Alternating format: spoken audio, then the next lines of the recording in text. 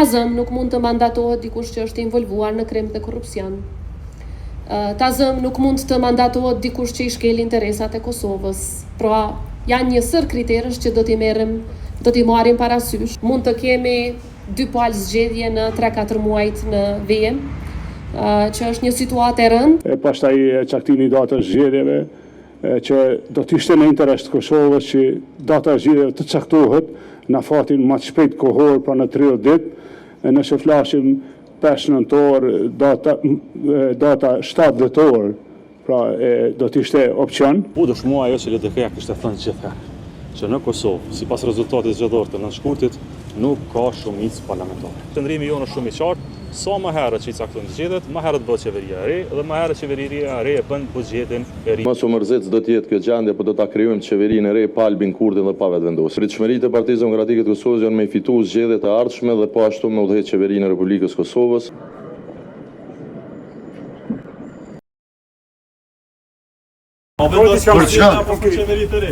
Ti kryeministër apo opozita?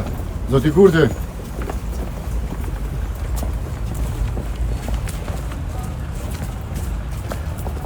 Ne kishim një takim konsultativ kushtetues para parë sipas Kushtetutës së Republikës Kosovës, në cilat partitë që kanë përfaqësim parlamentar ftohen për të diskutuar një pikë të vetme të rendititës, që ishte caktimi mandatorit tjetër për kryeministër për qeverinë e Kosovës. Në këtë takim u dëshmua ajo që LDK-ja kishte thënë gjithherë, që në Kosovë, sipas rezultatit zgjedhor të nënshkurtit, nuk ka shumicë parlamentare. Dhe pikërisht ky është deklarimi i 52 përfaqësuesve të 52 deputetëve shqiptarë, që praktikisht janë shumica shqiptare, që në rrethanat e tanishme, në konstelacionin e tanishëm politik, nuk ka shumicë parlamentare, rrjedhimisht afatet kushtetuese na detyrojnë të shkojmë drejt fatkeqësisht zgjedhjeve të reja.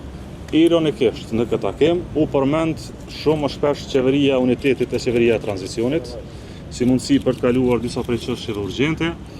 Ju kujtoj se para disa kohe, kur LDK-ja kishte propozuar këtë ide, ishte përqeshur, edhe në përmbajtje, edhe në titull dhe në emërim.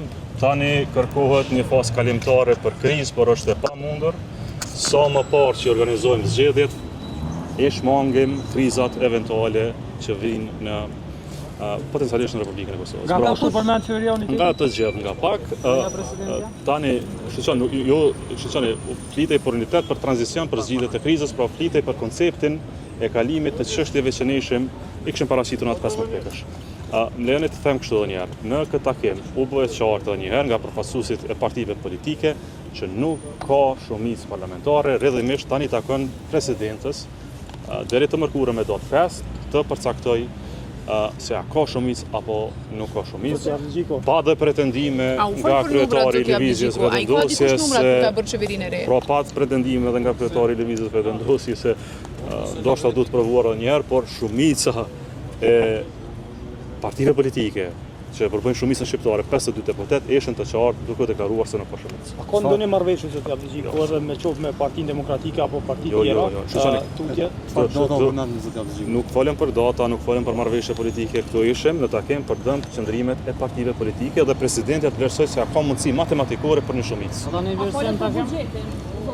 U diskutua për planin e rritjes dhe trajtimin e një faze kalimtare të buxhetit, jo këtë programin elektoral që e prezentuan sot.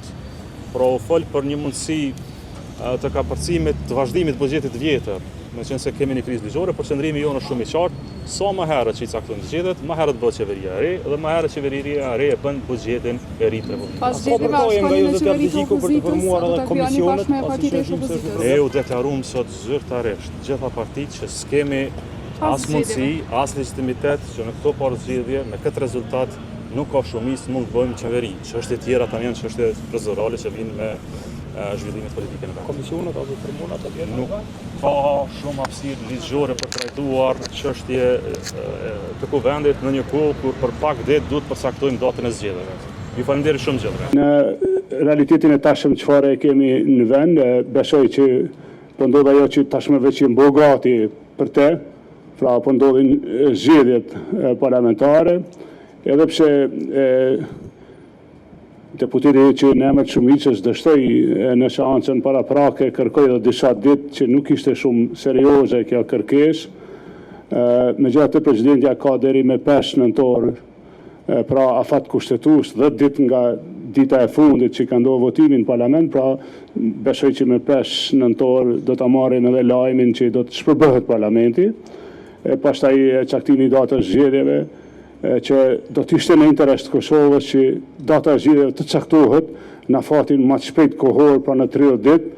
Nëse flasim 5 nëntor, data 7 dhjetor, pra do të ishte opcion me ja kursy Kosovës edhe një javë, mos me shku në 45 ditë.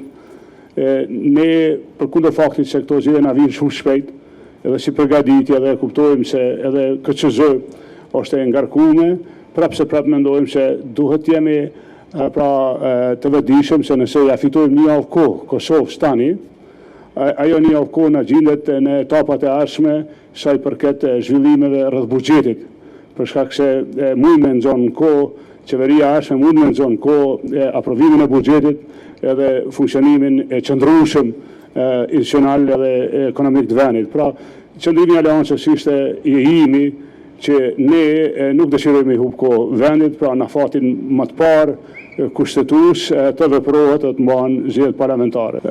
Sikurse dihet tashmë nga rezultati i zgjedhjeve, nga partitë opozitare kanë dalë 52 deputet të zgjedhur, që në 4 më shumë se subjekti i parë në këtë rast vetvendosje. Nuk është arrit një marrëveshje, pra nuk ka një marrëveshje për shumicë nga opozita. Kuptohet, kjo na ka pamundsu pastaj me ju kërku edhe ndihmën komuniteteve. Unë i falenderoj deputetët e komuniteteve, ata janë në sfidë, e dim që është sfidë, pra kjo situatë sikur se jemi gjithë na, po edhe i ftoj për mirëkuptim gjithë që pra në fatin e parë kohor, pas zgjedhjeve të ardhshme, se janë kaluar etapat, është kaluar çdo mundësi, pra të reflektojmë nga përvojat e tashme dhe të veprojmë shpejt për krijimin e qeverisë. Nëse sot do të kishim deklaruar, pra nëse zoti Kurti nuk do të kërkonte edhe disa ditë deri me 5, presidentja ka mujt sot pra me marrë vendim, do të ishte e mujshëm 1 dhjetori, me qenë që po vonohet pra deri me 5, atë data e parë e mujshëm është 7 dhjetor, data e dytë në këtë rast do të jetë 14. Po prapë presidentja duhet me respektua fatet kushtetuese, pra deri me datën 5 nëntor, me siguri se do të pret, vetëm nëse VV e kthen përgjigjen më shpejt se nuk synojmë me bo shumicën edhe një herë, atëherë kuptohet presidentja aktivizohet për tema tjera. Tani Kurti nuk ka qenë i qartë që është vetë mandatar apo do ta propozon dikën tjetër. Nëse e propozon vetën ose edhe herë për veja, është pak situatë jo e lehtë për presidentin, nuk di si do ta trajton në bazë të kushtetutës. Mirë po mendoj se presidentja e ka edhe një situatë që duhet me shërtu, nuk mundet me pranu mandatar të ri pa shumicë. Pra nuk mundet me marrë edhe një kërkesë të dytë pa u konfirmue numri i deputetëve 61. Me shumë gjasa nuk do të ketë mandatar tjetër, pra, mirë po ajo ideja me shfrytëzue kohë, me marrë kohë, po vazhdoni lutem. Faleminderit për këtë pyetje. Në aleancë nga viti 2009, Këshilli i Përgjithshëm i Aleancës ka marrë vendim si vjen për koalicionet e nivelit nacional, pra në nivel të aleancës, vendos Këshilli i Përgjithshëm i Aleancës, kryesia Këshilli i Përgjithshëm. Këshilli i Përgjithshëm në rastet caktuara e mandaton kryetarin, në rastin konkret mua, për të negociuar, për të arrit koalicione, po prapë, kur i arri ato, jam i detyruar me nxjerrë në votim Këshillin e Përgjithshëm. Ndërsa, po ashtu Këshilli i Përgjithshëm vitin 2009 ka marrë vendim që në nivele lokale, vendimin për koalicione lokale e merr Këshilli i Përgjithshëm i degëve. Pra kjo është një realitet nga 2009. Nga një herë duket i mirë, nga një herë duket i vështirë, ose i papëlqyeshëm, ose i pakuptueshëm, por e kemi normë, edhe ne nuk mund ta ndryshojmë normën tonë sa herë që ndryshojnë rrethanat politike dhe e respektojmë. Ju falenderoj media. Ajo që është më e rëndësishme nga ky takim u bë qartë që askush nuk mundet me kriju shumicën e re parlamentare bazuar në legjislaturën aktuale. Do të thotë së paku 52 deputet të përfaqësuar nga 4 kryetarë të partive shqiptare dhe disa nga partitë minoritare edhe në takime kam bërë qartë që nuk jam pjesë e asnjë shumice, gjë që matematikisht e bën të pamundur arritjen e shumicës së re parlamentare, dhe besoj se kjo do duhet të ishte e mjaftueshme që sot edhe presidenti i vendit të vinte në një konkludim të tillë dhe pastaj të vepronte në drejtim të shpalljes së zgjedhjeve, të cilat tashmë deshëm apo s'deshëm janë të imponuara. Dhe në fakt, për një situatë të tillë ka muaj që si Parti Demokratike të Kosovës kemi diskutuar dhe kemi paralajmëruar, por në këtë moment rruga përpara është vetëm shpallja e zgjedhjeve. Normalisht në këtë takim ne e bëm qartë edhe qëndrimin tonë që përkundër përpjekjeve të mëhershme për të bërë një qeveri bashkë me parti që ishin në opozitë në kaluarën, nuk kemi arritur një gjë të tillë dhe rrjedhimisht imponohet shkuarja drejt zgjedhjeve të parakohshme, por po ashtu kemi kërkuar që kjo të ndodhë sa më shpejt, duke pas parasysh që Kosova ka nevojë për një stabilitet, ka nevojë për institucione legjitime, për kuvend funksional dhe për një qeveri të re. Po ashtu çështjet që ndërlidhen me miratimin e buxhetit, me miratimin e disa marrëveshjeve ndërkombëtare tepër të rëndësishme, sidomos siç është plani i rritjes për Ballkanin Perëndimor i Bashkimit Evropian, janë tema të cilat vërtet do duhet që të trajtohen shumë shpejt dhe normalisht do duhet që të bëheshin nga një kuvend i ardhshëm dhe nga procedura të cilat mund të zbatoj një qeveri legjitime e që aktualisht një e tillë mungon.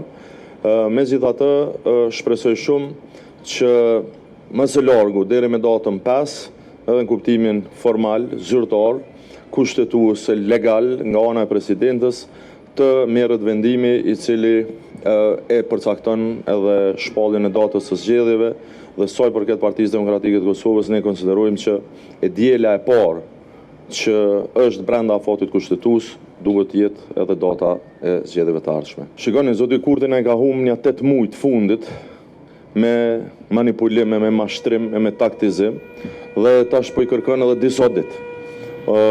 Ai në mënyrë kundërligjshme sipas Gjykatës Supreme është duke vazhduar që të jetë në zyrën e kryeministit të Kosovës dhe duke marrë vendime të cilat nuk janë pajtim me ligjin, duke përfshirë edhe miratimin e buxhetit apo projekt buxhetit të sotëm dhe konsideroj se vetëm zgjatja e kësaj situate është arsyeja themelore, sepse është e qartë që as në ëndrat e tij më të mira ai nuk mundet me bëj shumicën. Gjë që për herë të parë ja u kam thonë pikërisht në kuvendin e Kosovës më 17 prill. Jo, nuk kam ndonjë vlerësim kështu transition për sa I përket qëndrimit të tij. E mor fjalën dikur ka gjysa e takimit, po nuk është që tha diçka konkrete, përveç që tha ta shoh pak a ka mundësi, as ka mundësi, duke lënë me nënkuptuar që dëshironte me I pas edhe disa ditë për me zgjatë këtë agoninë cilën na ka fut prej fillimit të këtij viti. Mos u mërzit do të jetë kjo gjendje, por do ta krijojmë qeverinë e re pa Albin Kurtin dhe pa vetëvendosje. Pritshmëritë e Partisë Demokratike të Kosovës janë me fituar zgjedhjet e ardhshme dhe po ashtu me udhëheq qeverinë e Republikës Kosovës, me pas një kuvend funksional, me pas një shumicë mjaftueshme, e cila jep vendit stabilitet dhe po ashtu me u bë qartë atë tentim kërcënimin që zoti Kurti po bën sidomos partnerëve minoritar, nuk do të ketë zgjedhje në prill. Nëse kemi zgjedhje tash, unë jam I bindur që këto zgjedhje do të prodhojnë stabilitetin për 5 vjet e ardhshme, edhe me zgjedhjet presidentit apo presidentës, edhe me qeveri, edhe me të gjitha. Jo, absolutisht jo, është e pamundshme, unë po them çka u dëshmua aty, është nga 111 deputet, se atë që në lojë, 9 listës serbe nuk janë opcion për askënd, nga 111, spaku 54, ndoshta 55 u deklaruan që nuk votojnë dhe nuk janë pjesë asnjë shumice, kështu që prap zotit Kurti maksimumin e ka ato 56, ndoshta edhe 57, po s'besoj as 57 që mundet me I bë, për vete as për këtë tjetër. Besoj është pyetje për ta, në Dragash ne jemi ngar, Partia Demokratike e Kosovës hyn si çdo balotazh për të fituar. Të gjitha partitë tjera që janë jashtë garës, duke përfshirë dhe komunitetet, janë bërë bashkë për ta mbështetur kandidatin tonë Shaban Shabani dhe unë besoj që ai edhe do të jetë fituesi. Ne nuk e kemi mbështetur dhe nuk e mbështesim lëvizjen vetëvendosje në asnjë garë. Përshëndetje për të gjithë, faleminderit për pritjen tuaj për një kohë të gjatë dhe për durimin. Si që dini sot kishim një takim të përbashkët me kryetarët e të gjitha partive parlamentare të përfaqësuara në kuvend përpos njërës. Gjatë këtij takimi, i cili është ftuar në përputhje me obligimin tim kushtetues që t'i konsultoj partitë parlamentare, diskutuam për një sër çështjes. Kryesorja natyrisht ishte obligimi në bazë të nenit 95.4 e kushtetutës që këto konsultime të ndodhin para caktimit të mandatarit tjetër, dhe diskutuam në rrjedhë të kësaj në qoftë se dikush nga partitë politike që ishin të ulura rreth asaj tavoline e kanë shumicën e nevojshme për të krijuar qeveri apo jo. Besoj i keni dëgjuar përfaqësuesit e partive politike rreth qëndrimeve të tyre. Ata disa kishin qëndrime që nuk mund të krijojnë shumicë, kishte edhe qëndrime që dëshirojnë të takohemi sërish për të parë mundësinë e propozimit të një mandatari të ri. Megjithatë, ju e dini që sipas kushtetutës, institucioni presidencës i ka 10 ditë deri në marrjen e vendimit në qoftë se mandatohet mandatari i dytë apo jo. Ky afat ka dhënë deri me datën 5 nëntor. Deri me atë datë, unë do të komunikoj sërish me kryetarët e partive. Jo domosdoshmërisht do të mbaj takime individuale me secilin, sepse ka disa që mendojnë që tashmë është ezauruar çdo mundësi, por megjithatë do të jem në komunikim me ta. Dhe kushdo që ka gatishmëri që të takohemi sërish për të parë përfundimisht se a ka mundësi për caktimin e mandatarit tjetër apo jo, unë do t'i pres në takim. Si që dini, aktgjykimet e gjykatës kushtetuese kanë lënë në diskrecion të presidentës çështjen e mandatarit të dytë dhe ky diskrecion do të shfrytëzohet pra përgjatë ditëve në vijim para vendimit final, që më së largu do të jetë me datën 5 nëntor, por gjithsesi para se të skadoj afati kushtetues lidhur me caktimin e mandatarit tjetër. Tani në rast, a do të ketë propozim për mandatar tjetër apo jo, është çështje partive politike të përfaqësuara në kuvend, sepse siç ju thash kishte qëndrime jo unike, pra nuk kishte unanimitet të plotë rreth asaj se a mund të ketë mandatar tjetër apo jo. Çështja e dytë që e kam ngritur është në qoftë se mund të gjejmë një rrugë përpara me dakordim të partive politike për procedim të buxhetit dhe planit të rritjes, një instrument i Bashkimit Evropian nëpërmjet cilës Kosovës i jepen mbi 800 milion euro dhe sa më shumë që kemi vonesa, aq më shumë ne mund të humbasim qasjen në këto fonde. Dhe ai dokument kërkon ratifikim prej 2/3 në kuvend. Nuk ishte gatishmëri nga një numër i madh për procedim të buxhetit i cili sot ishte miratuar nga qeveria. Megjithatë, unë propozova që të shiqoj mundësi tjera kushtetuese dhe një prej tyre është që të miratohet zgjatja buxhetore, pra që nuk është buxhet i ri, por është zgjatje e buxhetit të vjetër në mënyrë që spaku deri me 31 mars 2026 qytetarët tanë mos të përballen me një situatë ku nuk kanë paga dhe nuk kanë mirëqenie. Dhe kjo do të ishte një situatë pa precedent, një situatë jashtëzakonisht e rëndë, sepse një numër i madh i qytetarëve tanë varen dhe mirëqenia e tyre, mbijetesa e tyre varet pikërisht nga paga që e marrin në fund të muajit. Dhe në qoftë se pastaj pas këtyre zgjedhjeve potenciale nuk ka institucione shumë shpejt, atëherë mund të mbesim pa buxhet në tërësi. Rrjedhimisht propozimi im ishte që të gjejmë rrugë përpara, kishte aty shqetësime rreth procedurave, prandaj edhe propozimi im ishte që sipas nenit 79 të kushtetutës, që në qoftë se ata nuk dakordohen që këto të inicohen si nisma legjislative nga qeveria, atëherë atë detyrim ta marr unë dhe si presidente ti procedoj edhe zgjatjet buxhetore edhe planin e rritjes si ligje në kuvend, meqense nuk i kam kompetencat e kufizuara, dhe një gjë e tillë njihet si e drejtë e presidentës sipas nenit 79 të kushtetutës.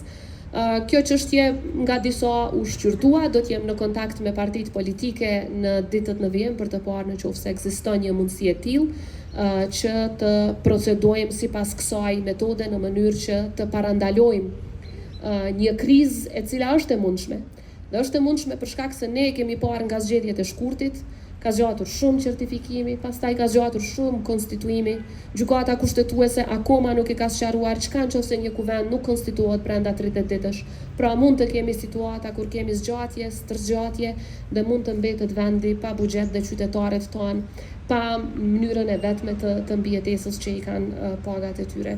Kam diskutuar edhe për propozimin e buxhetit të RTK-s, nuk kam dëgjuar ndonjë qëndrim nga partitë politike, mirë po kam shprehur gatishmërinë e plotë si presidente që për të tejkaluar problemet procedurale që dikush aty i përmendke, që si presidente ti procedoj ato si nisma legislative, sepse s'ka asnjë kufizim as kushtetues as ligjor rreth kësaj.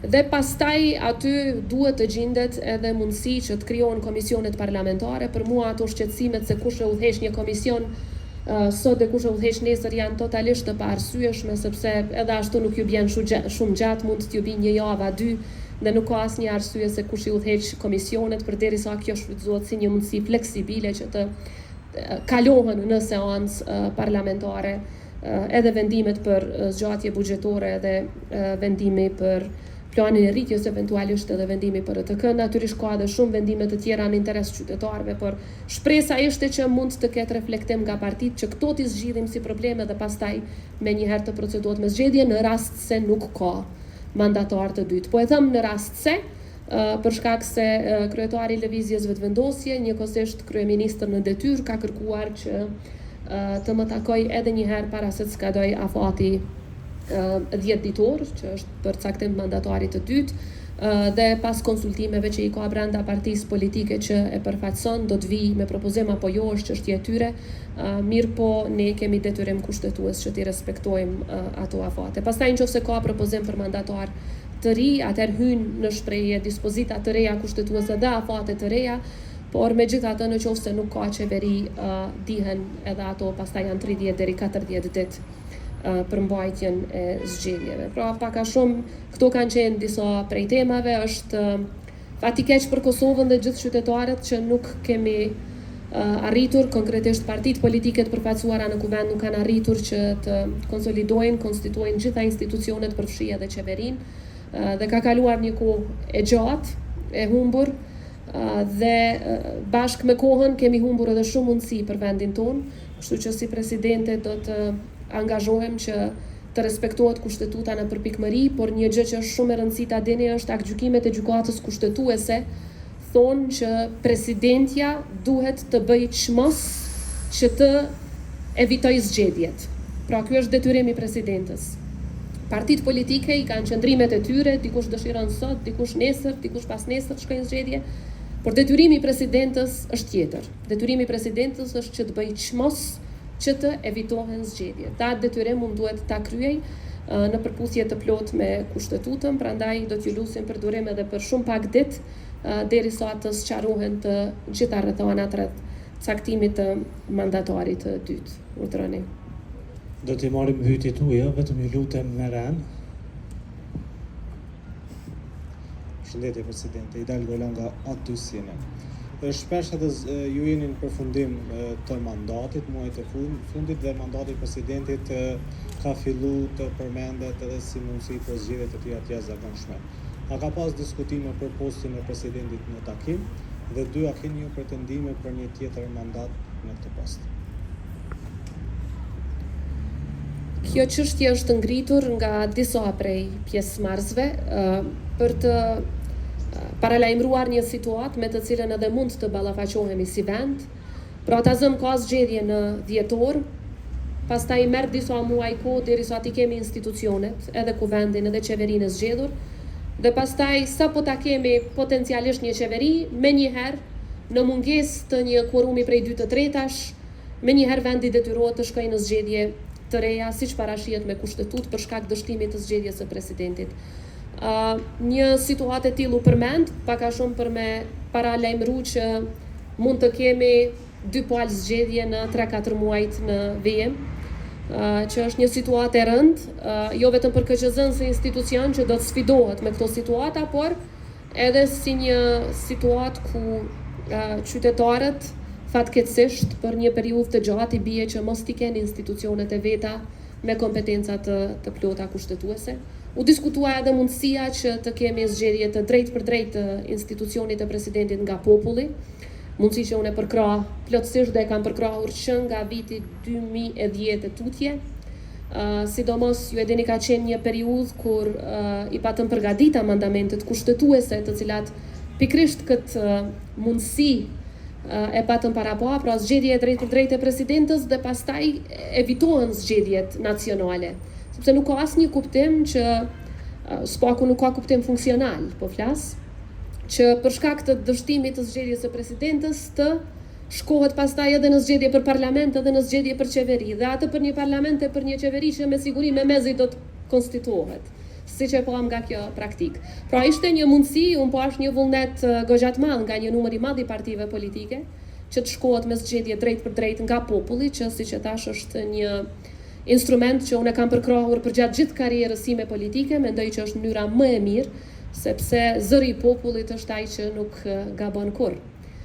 Dhe do t'ishte mirë, po siç e dini kërkohet ndryshimi i kushtetutës për diçka të tillë dhe kërkohet shumicë dyfisht. Është sfiduese, por jo e pamundur. Për pretendime flasim pak më vonë, një herë të kemi këto institucione tjera. Leonita Bajrami, Top Channel. Presidenta ka dorëzu kryetari i lëvizjes vendosja Albin Kurti ndonjë dëshmi ose a duhet të dorëzoj ndonjë dëshmi sa i përket edhe mandatimit për një herë tjetër për formimin e qeverisë, çfarë dëshmie në këtë rast, sepse janë përmendur shkrime disa prej të cilave i ka mbledh tashmë lëvizja vendosje edhe sa i përket mandatimit të tij ose dikujt tjetër prej lëvizjes vendosja ka bërë të qartë këtë Kurti nëse do e sjell një mandatare tjetër, para shumë sqarime mbi çështjen e mandatimit edhe një herë lëvizjes vendosje, ku e njëjta është parë qartë të dielën që nuk i ka numrat e mjaftueshëm, edhe në përgjithësi konsiderohet si një zvarritje akoma më shumë edhe e mbajtjes së zgjedhjeve të jashtëzakonshme. Tani aty në takim nuk u sqarua domosdoshmërisht nëse do të vinë me propozim apo jo, mirë po përmend si mundësi e cila përfundimisht do të sqarohet në fillim të javës së ardhshme në takimin që do ta mbajmë. Të jemi të qartë me kushtetut lejohet që pra nuk ka ndonjë kufizim rreth asaj se cila parti mund të propozoj mandatarin e dytë. Sa i përket mandatarit të parë, është e qartë që i takon vetëm partisë së parë që ka dalë para në zgjedhje. Sa i përket mandatarit të dytë, mundet edhe i fundit me ardhmë me propozim, përderisa ka argumente se ka gjasa për të krijuar shumicë. Tani lidhur me atë se cilat janë kriteret, ato nuk janë të përcaktuara në kushtetut. Ato janë lënë në diskrecion të presidentës, por në rastin konkret, por edhe për secilin president paraprak, obligimi i gjykatës kushtetuese është që presidentja duhet të bëjë çmos për të evituar zgjedhjet. Dhe mu do të më duhet ta dëshmoj që unë kam bërë çmos për të evituar zgjedhjet. Kushtetuta në 95 parasheh mandatarin e parë, parasheh mandatarin e dytë, e lejon diskrecion presidentës të vendosë kujt do t'ja jap mandatin e dytë, thuhet natyrisht edhe në kushtetutë dhe në gjykimet e gjykatës kushtetuese që fjala është për mandatar tjetër. Ky është citim i këtyre dokumenteve. Mirë po, unë nuk mund të paragjykoj se me çfarë propozimi do të vijë lëvizja vetëvendosje dhe a do të vijë me propozim apo jo, sepse sot thjesht u kërkua kohë për një takim tjetër të radhës, i cili gjithsesi është brenda afateve kushtetuese, sepse për këtë konsultim ne kemi kohë deri me 5 nëntor, pra nuk jemi jashtë afateve, por jemi brenda realizimit të obligimit kushtetues për të bërë çmos për eliminimin e zgjedhjeve si mundësi.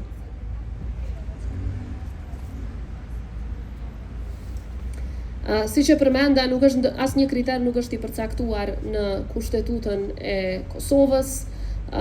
Natyrisht as nuk është që kërkohen nënshkrime, nuk kërkohen domosdoshmërisht. Ajo do ta lehtësonte shumë punën, mirë po nuk është kërkesë kushtetuese. Megjithatë, ne jemi në konsultime e sipër me ekipin tim rreth asaj se cilat do të jenë, sepse ne do t'i kemi një sër kriteresh. Tazëm nuk mund të mandatohet dikush që është involvuar në krim dhe korrupsion. Tazëm nuk mund të mandatohet dikush që i shkel interesat e Kosovës. Pra, janë një sër kriteresh që do t'i merrim do t'i marrim parasysh, që ndoshta nuk janë marrë gjithmonë në të kaluarën, por unë do t'i marr patjetër parasysh si kritere mbizotruese, por po e them prap, mos të paragjykojmë se a do të kemi propozim ajo, sepse do ta dim thjesht në fillim, në pjesën e parë të javës, do ta dim se a do të kemi propozim apo jo, por duhet të ezaurohen të gjitha mundësitë për parandalimin e zgjedhjeve. Atë detyrim e kam, dhe kushtetuta, se që përmenda, nuk kërkon nënshkrime, por megjithatë kërkon që të shihen gjasat. Të shihen gjasat, të shihen mundësitë dhe ato do t'i shohim, në qoftë se ka propozim. Atër përshëndetje, unë Harin Sufi nga televizionit të Vënjëm. Zonja Osmane, dim që kemi një njohje të re nga Siria, më të na jepni ndonjë koment rreth kësaj ndonjë specifik, dhe do të thotë involvimi juaj tek njohja e re e cila tash më ka ardhur, angazhimi juaj në fakt, por edhe kur thoni që e keni do të thotë edhe momentin që të reflektoni që t'i kërkoni më shumë partive opozitare që të evitohet në fakt mundësia e shkuarës në zgjedhje të jashtëzakonshme, çfarë i kërkuat në fakt partive, qoftë edhe lëvizjes vendosje, por edhe partive opozitare. Faleminderit.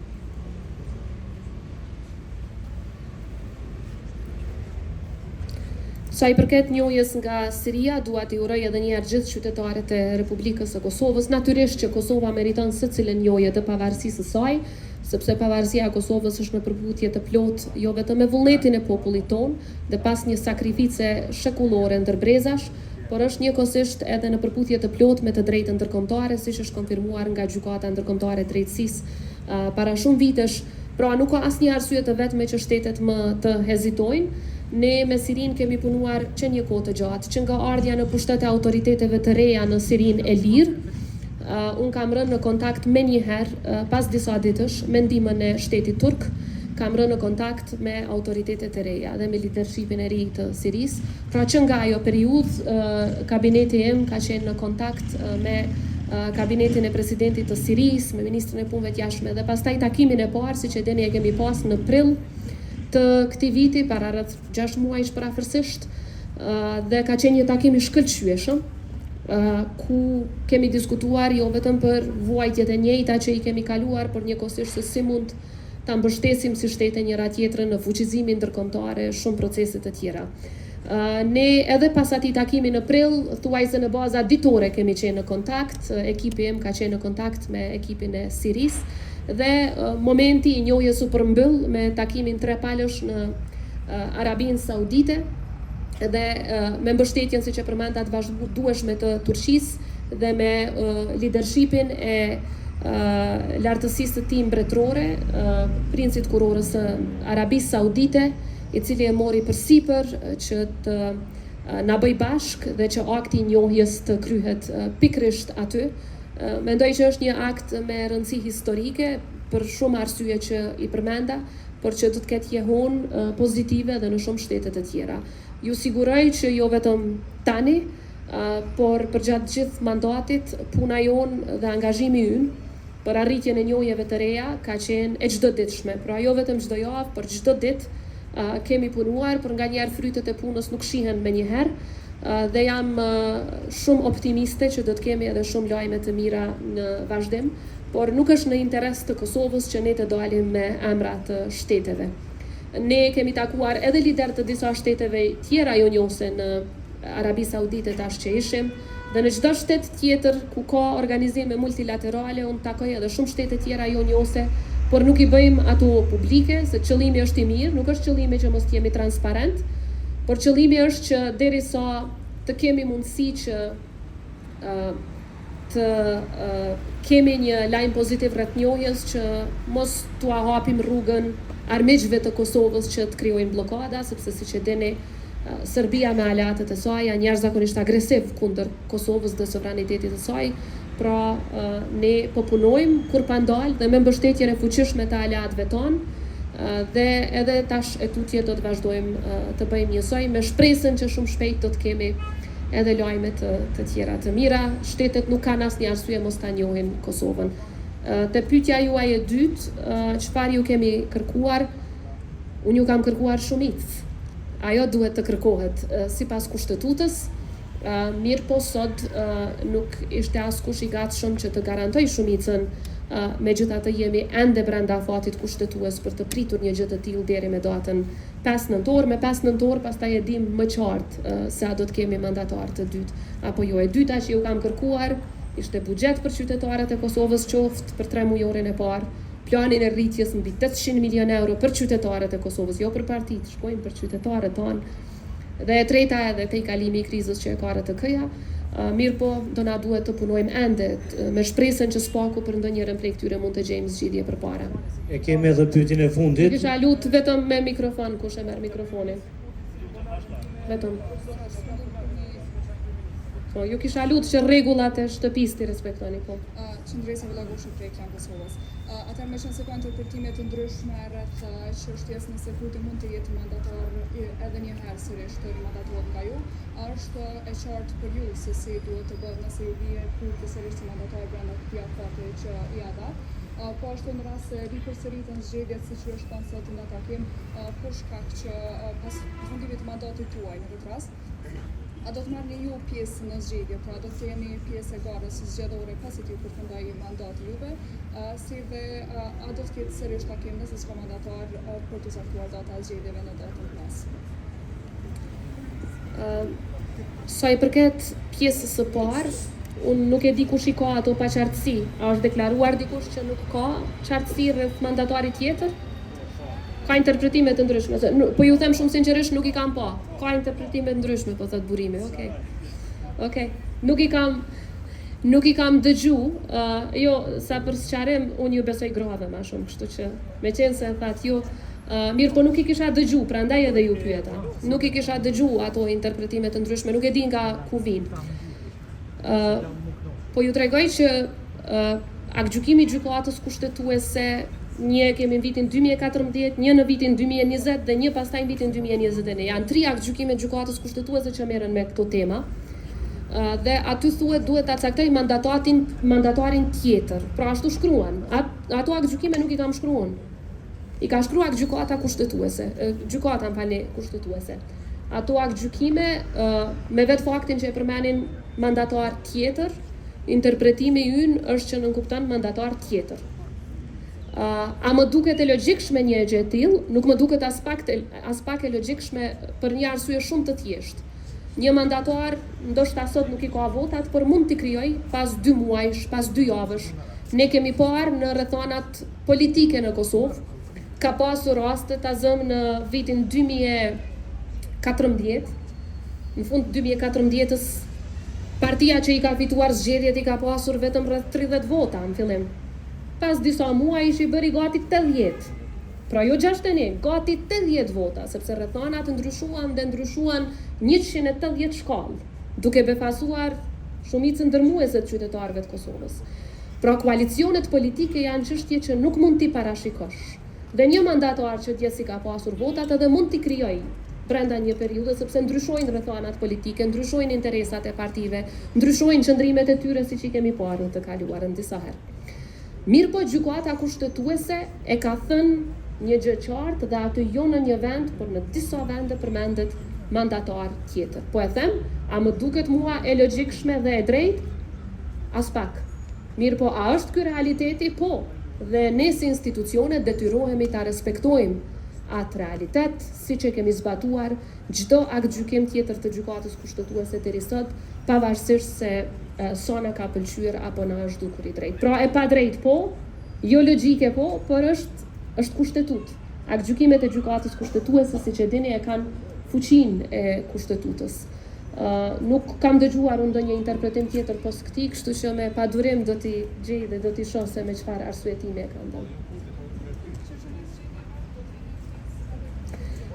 Sa i përket zgjedhjeve, në qoftë se tash shohim si do të procedojmë pas 5 nëntorit, është vështirë të dihet a do të kemi mandatar tjetër, a do t'i marr votat mandatari tjetër, mos të paragjykoj situatën. Unë një gjë e kam thënë të qartë që do t'i shërbej qytetarëve të Kosovës pavarësisht nga cili pozicion mund t'ju shërbej, do t'jem në Kosovë, do të vazhdoj të punoj për Kosovën dhe besoj që akoma mund të jap kontribut, por atë vlerësim fundit e japin qytetarët, ata nuk gabojnë. Të nderuar, me kaq që përmbyllim këtë konferencë për media. Faleminderit për pjesëmarrjen tuaj. Po nuk të dëgjova që kam bërë.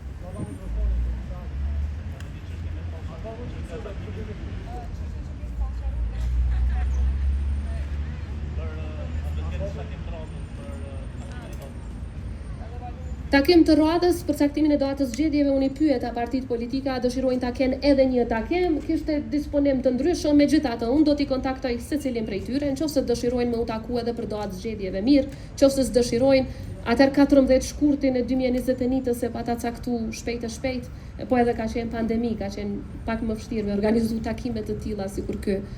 Sot, kështu që i kam konsultu nëpërmjet telefonit gjithë secilin edhe pastaj kemi shku në zgjedhje.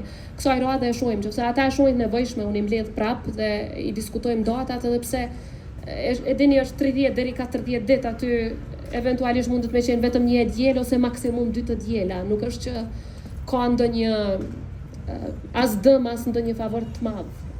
Spaku unë që e shoh që i bëhet kujt do qoftë. Për momentin jam e fokusuar për të gjetur këto pak ditë që kanë mbetur, në qoftë se nuk ka mandatar të suksesshëm të ri, këto pak ditë që kanë mbetur ta shohim se a ka mundësi që spaku të kemi zgjatjen buxhetore dhe planin e rritjes të miratuar. Këtë e kam fokus. Hajde edhe ti.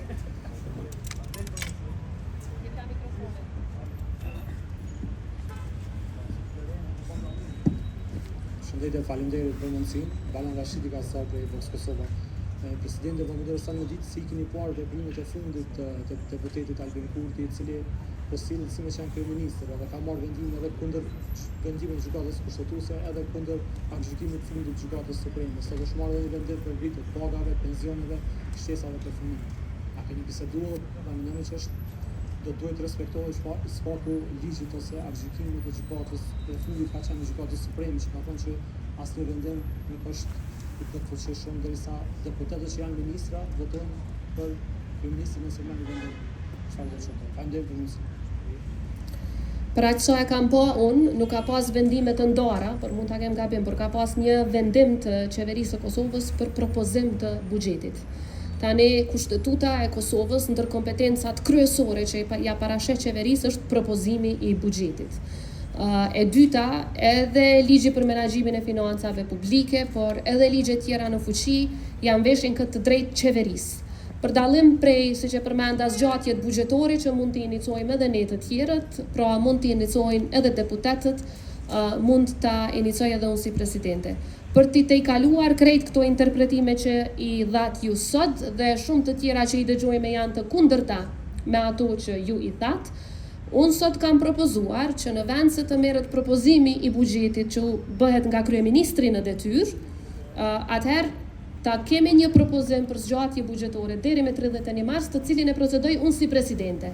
Dhe gjykata supreme s'ka ndonjë vendim që mi kufizon mu kompetencat lidhur me një propozim të tillë. Dhe rrjedhimisht, edhe sa i përket planit të rritjes, i cili është janë 2 akte të cilat duhet të ratifikohen, 2 marrëveshje ndërkombëtare të cilat duhet të ratifikohen të kërkojnë 2 të tretat, edhe për ato, në vend se që të procedohet nga qeveria në detyrë, kam propozuar që t'i procedoj unë si presidente. Dhe aty nuk ka asnjë kufizim të vetëm. Dhe askush më nuk ka pastaj hapësirë ta ngrit temën a ka të drejtë, as ka të drejtë. A e ka shkel ligjin, a e ka shkel kushtetutën, sepse nuk shkelet asgjë. Neni 79 i kushtetutës, ligji për nismat legjislative, komentari e të tjera na japin këtë drejtë. Edhe deputetët, 6 deputet dhe mund të përzgjedhen siç e përmenda sot, deputet që nuk janë edhe ministra në detyrë, pra 6 deputet i nënshkruajnë këto propozime, pra ka mundësi që të tejkalohen këto interpretime të ndryshme dhe të ecet përpara me vendime që janë vetëm në interes të qytetarëve. Unë nuk shoh që nga vendime të tilla të këtij kuvendi, që menzi u konstitua, do të përfitonte ndonjë parti në veçanti. Mirë po, në qoftë se nuk tejkalohet kjo situatë, edhe pse ekziston proceduralisht mundësia, atëherë shpresoj shumë që mos të ndodhë, por mendoj që përfundimisht do të kemi dëmtim të interesave të gjithë qytetarëve nëse nuk arrim të kemi zgjatjet buxhetore dhe disa prej vendimeve të rëndësishme.